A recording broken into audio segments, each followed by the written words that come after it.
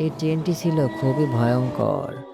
আজ থেকে প্রায় ২০ বছর আগে এটি একটি ব্রিজ দুর্ঘটনায় বিধ্বস্ত হয়েছিল। আর সেই দুর্ঘটনায় অনেক প্রাণ হারিয়েছিল। তখন থেকেই কেউ বলে ট্রেনটি অভিশপ্ত, আবার কেউ বলে এটি ডাইনি ভূতের ট্রেন।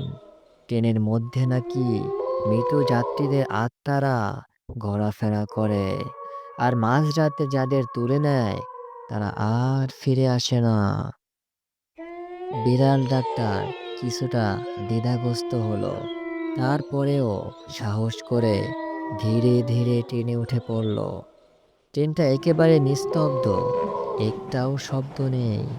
জানালাগুলো কুয়াশায় ঝাপসা, আর ভেতরের বাতিগুলো সব আধো আলোয় জ্বলছে। সে চারদিকে তাকিয়ে দেখে ট্রেনের আসনগুলো যেন বহুদিন ব্যবহৃত হয়নি। ধুলো মাখা কিছু আসন ছিঁড়ে গেছে, আর কিছুতে বসে আছে অদ্ভুত চেহারার বিড়াল যাত্রী। তাদের চোখ দুটো জ্বলজ্বল করছে, মুখে কোনো শব্দ নেই।